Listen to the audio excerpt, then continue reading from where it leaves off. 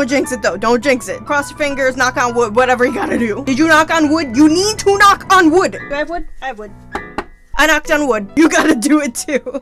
You know, the other day I realized how many foods are named after animals, even though they're not made out of those animals. Gooseberries, monkey bread, crab apple, and then of course you have the infamous dragon fruit. And if there's one thing I love, it's making food animal mashups. So hello everybody, my name is Micah, and today we're doing just that. Making another food animal mashup. This time, a dragon fruit dragon. Yes, I'm sure it's been done about a million times before, but never exactly like this. Our little dragon fruit dragon will be named Ollie. He's an adventurous little sprout with an odd habit of collecting mementos from his friends. Whether that's a feather that fell off his duckling friend, or the molted shell of a cicada. What are you gonna do? Dragon's gonna hoard. One day, Ollie got lost from his family group of dragons, and now wanders jungles and forests collecting all the little trinkets he can, in hopes that when he finds his family again, he can show them all the little treasures he's found. In the meantime, he wouldn't mind having a friend to hang out with. And that's where you come in. You've seen the thumbnail, you've now seen the design, and if you liked it, I definitely suggest you check out my Etsy shop, because little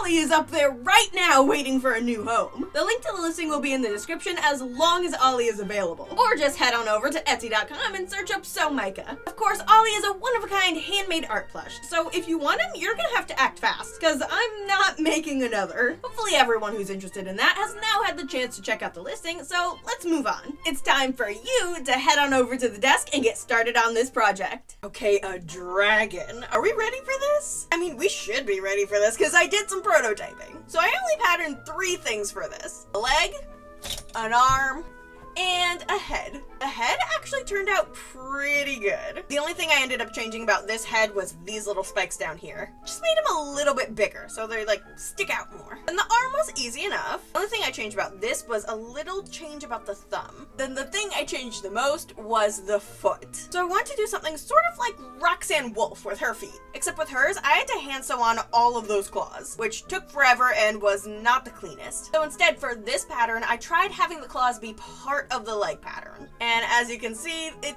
didn't turn out quite right. I think the main problem here is that the spacing was off. And maybe the claws are a tiny bit too small. So I literally just sat down and fixed that, and hopefully it turns out okay. If nothing else, I should be able to tack them into the right place at this point. I don't know why I'm still holding this foot. Now, let's get to making this plushie. Let's take a look at our fabric. First, we've got this nice hot pink for the body. And yes, this looks like a tiny amount of that fabric, and that's because it is. This will not be enough to cut out the full plushie. I had to order another half yard in a panic last week, but now this should be plenty. And we're gonna have some pure white for the belly and the wings. This is gonna have to be littered with a bunch of black spots, so that is gonna be tedious, but worth it. Then we have green for details like the horns, and of course black for all those spots and whatnot. Now all of this is Minky number 3 by Shannon Fabrics. I say that for people who are interested in the type of fabric I use, not so people can directly replicate my work, because these videos are not tutorials. Remember that. They are for entertainment purposes only, and maybe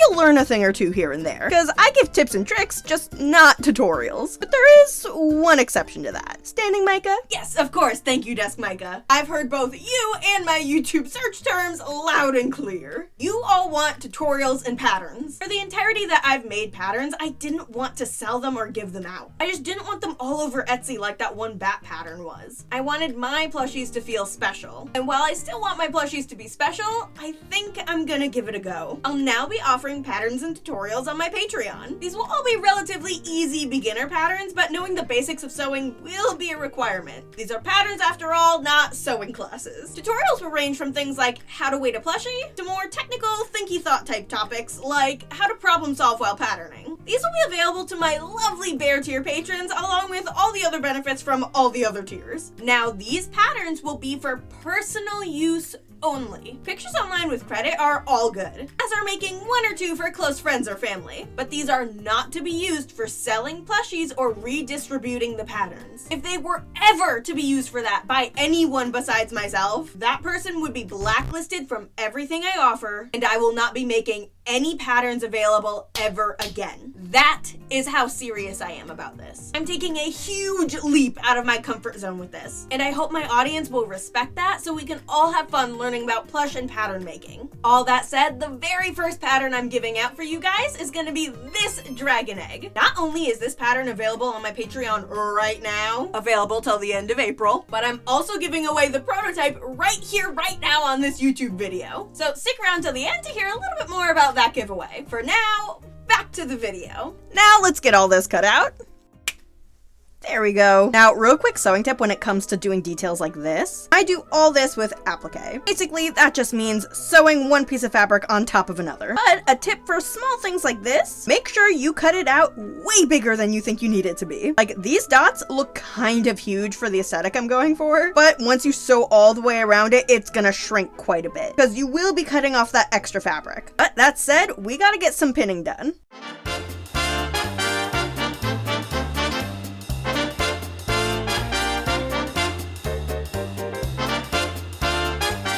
Alright, now that this mess has been pinned, let's get to work on those details. I think I'm gonna actually start with the head pieces over here. I want to get the head to a point where I can do the eyes so that we can just do that while I work on sewing all the rest of the details. You know, multitasking. So I'm gonna start by putting the nostrils on the head.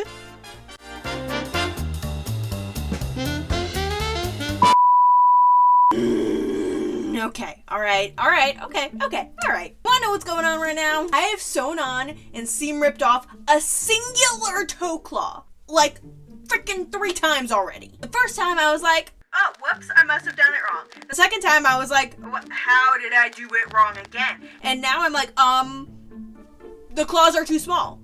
They're just too small, which is infuriating because when I was fixing my pattern before I even started working at all, the claws were one of the things I fixed. Like, I made sure to make them bigger so that I wouldn't have this problem, because I had this problem in the prototype too. And yet somehow I messed that up still, even though like I had a prototype and then I fixed the claws and then it's still a problem. It's just that this is tedious. It's not like it's a huge waste of time or huge waste of fabric, because I didn't do all the claws or anything. I just tried to do the one. It's just that it is so tedious to cut out all of those claws. Okay, I'm gonna do that, and I'll be back after everything's done. Actually, I'll be back right now. And that is because the rest of this day was an absolute clusterfuck. Now, there's a couple main things that got us to this point. Number one, the environment. For whatever reason, my dad didn't have work that day and ended up camping out in the living room all day, which wouldn't be an issue except for the fact that the living room is directly off the hallway that my workspace is in. Yes, I work in a hallway, but that means there's no door or soundproofing to keep the sound out. And that, in turn, means 2 different things. One, I can't record pretty much anything where I'm talking, because the sound from the living room will be picked up on the recording. And 2, I'm having to hear him watch a movie at a ridiculously high volume, play music from a speaker, yell at the TV, and somehow play the harmonica all at the same time. It sounds like I'm exaggerating, but I'm literally not. And he made some pungent food that I wasn't really a fan of, which just added to it all. And in case you're new or forgot, I'm autistic. So even just one of those things over the hours I was working could have sent me into sensory overload. But all of them at once? We're lucky I didn't burst out by his eardrums with how loudly I wanted to scream the entire time. The second thing that contributed to this hellscape were the legs. They were just taking so much concentration and problem solving that like my mind was exploding. They just weren't working at all. I was just making mistake after mistake after mistake, not being able to properly think things through with all the other stuff I had going on. All that put together just meant there was no way I was gonna be able to avoid a meltdown or a shutdown. And lucky me, it was both. The only nice part of the day was when my cat Prim came to tell me it was time to be done working. Okay, I'm gonna call it here, I think. The day has been really bad. I still feel like I got maybe enough done, not what I wanted to get done, but I got stuff done. And hopefully it won't be so bad tomorrow. And my cat's here. Prim. Hi. Hello. We'll see you tomorrow, I guess. Man, usually she is so annoying when she does this, but today it was just the push I needed to leave everything for the night. In the morning, I got up completely reset from the day before, ready to get to work on day 2 of this project.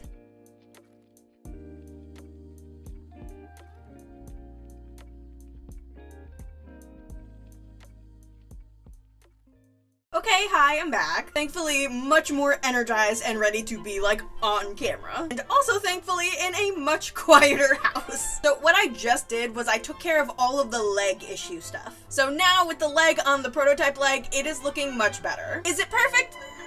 Probably not, but it is much, much better than anything else I have done so far. So now we gotta get to sewing. As much as I don't want to do it, I think I'm gonna start with the arms. They're just the most complicated pieces to sew around, and I never want to do that. But honestly, I know it is better to just get it out of the way than to hold off until the end. Then I'm gonna be tired in doing it rather than having all the energy I have now. Also, real quick before we get to sewing, I am already getting jealous of whoever gets to adopt this dragon. Looking at the colorful claws, the pink and the greens, like, ugh, I love it so much. I'm already sad that I don't get to keep it. That's not me trying to sell it. I'm sure by this point in the video, someone's already bought it. I'm not trying to sell it here. I am just saying legitimately, I wish I could keep this. So I guess I'm the one missing out this time. It's only fair. I make so many plushies that you guys will never get to have. This one is yours, but that doesn't mean I won't be a little sad about it. Now let's get to sewing before I get to crying.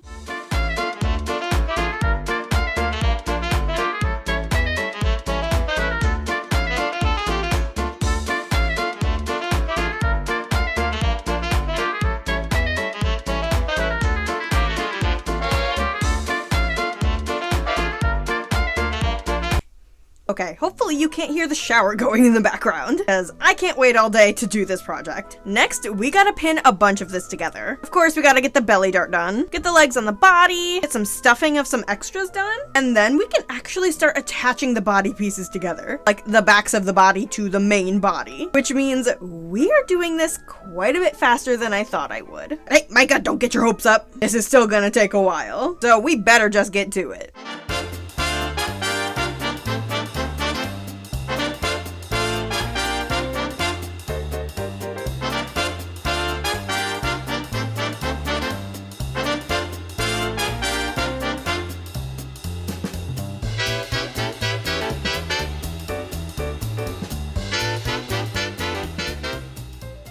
Okay, look what we've got so far. Don't jinx it, don't jinx it, but I think it might be turning out really good and going quickly. Don't jinx it though, don't jinx it. Cross your fingers, knock on wood, whatever you gotta do. Did you knock on wood? You need to knock on wood.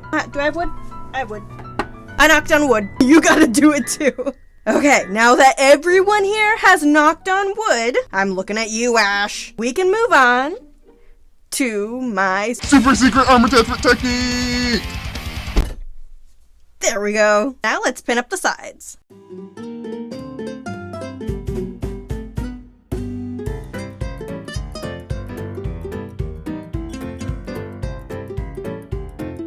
Okay, real quick before we get to sewing this stuff, I realized something last minute that I probably should have realized a lot sooner. Take a look at the back. This is where I usually leave my stuffing hole. Except, ooh, we gotta get the wings up here, and the tail's gotta be down here, but it can't really be below this dart, because that's kind of like the butt line. So then, where does the stuffing hole go?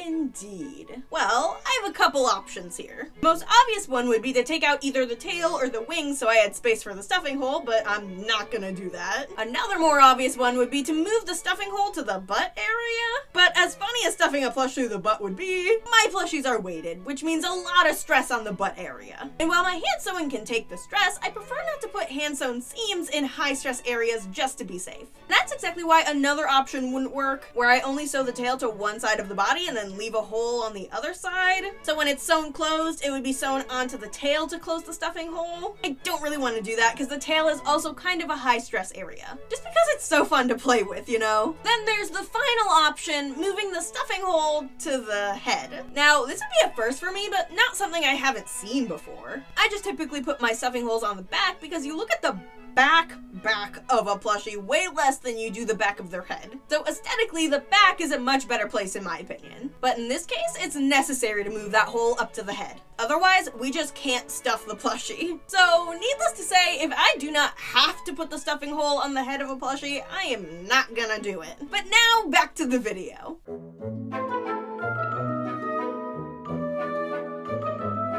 Okay, look at what we've got so far.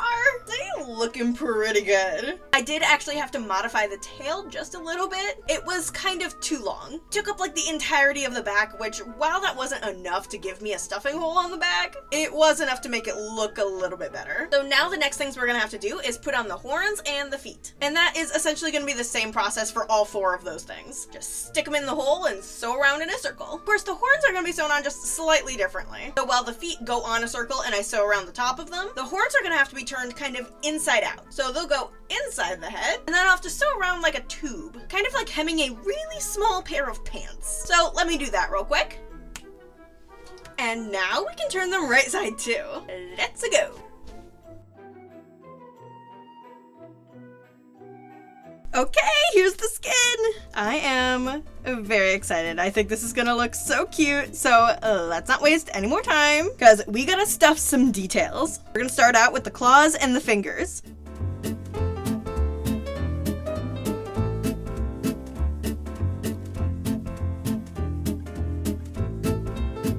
Okay, I'm gonna be honest, I did forget about the beanbags in the feet, but I fixed it now. There are beanbags in the feet. But speaking of beanbags, it is now the moment you've all been waiting for. It's bean time! Or technically, bead time, because this guy's going on the shop. Let's get into it.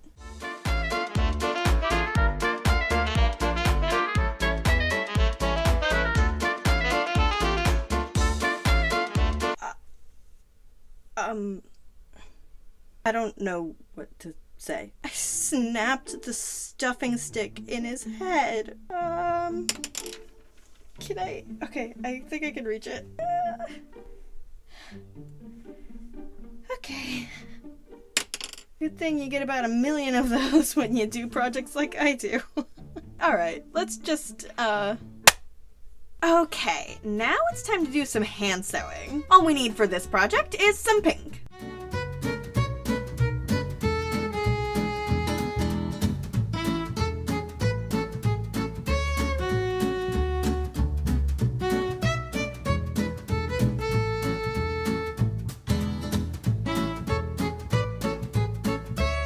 Alright, now it's time to sew up the stuffing hole. On the head this time.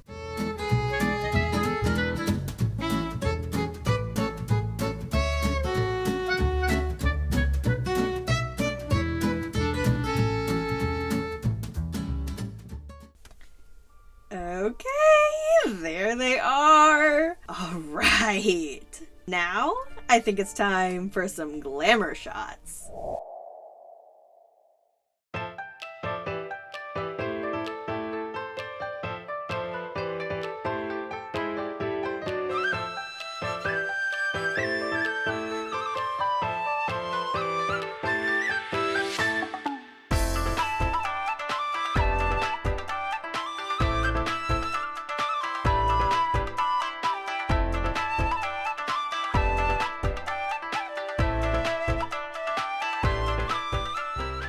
So, what'd y'all think of the final plush? I'm honestly so happy with it, and I hope little Ollie finds his perfect forever home soon. Especially since the total active sewing time for this plush was 9 hours, 34 minutes, and 43 seconds. Kind of mind-boggling, but totally worth it. Now, of course, that giveaway info you're all waiting for. This giveaway will be for a dragon egg prototype. Enter the giveaway by subscribing to the channel, liking the video, and commenting these 2 things. 1, what food animal combo you think would be most fun to see, and 2, what your absolute favorite piece of media is. Show, movie, or video game, it doesn't matter. Just whatever your favorite is. The winner will be chosen based on the most creative food animal combo. The other prompt is for my own personal data collection. The giveaway ends 1 week from posting this video, so make sure to get your entry in. But don't worry if you miss the deadline for for the giveaway because the dragon egg pattern will be available on my Patreon until the end of April. Oh, and don't forget to check out the videos over on the right. I always recommend what's ever on the top, so this time let's shake it up. Why not try whatever's hanging out on the bottom this time? That one definitely needs some love.